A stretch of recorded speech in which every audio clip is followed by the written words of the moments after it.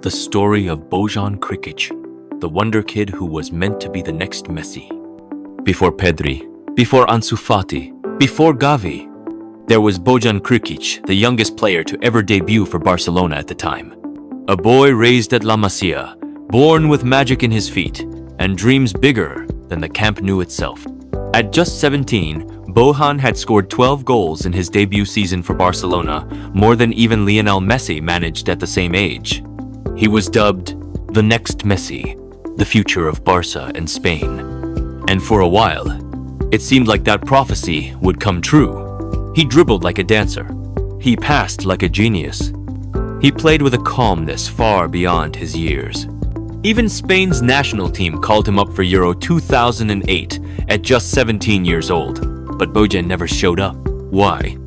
Because behind the highlight reels and headlines, there was something no one saw coming. Anxiety. Bojan suffered from severe anxiety attacks. He said later in interviews that he couldn't sleep before games, couldn't breathe during big moments, and often felt like the world expected him to be someone he wasn't ready to become.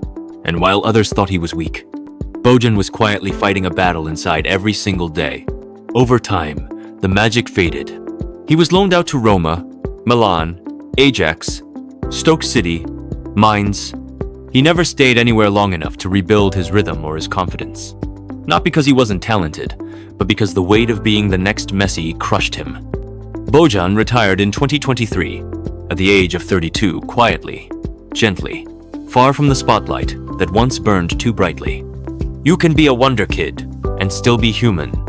Bojan Krkić's story is not one of failure, it's one of survival. Of a boy who loved the game but was never allowed to play it freely. He didn't become the next Messi, but maybe he became something more important, proof that mental health matters in football. So here's to Bojan, the legend that never was, but should never be forgotten.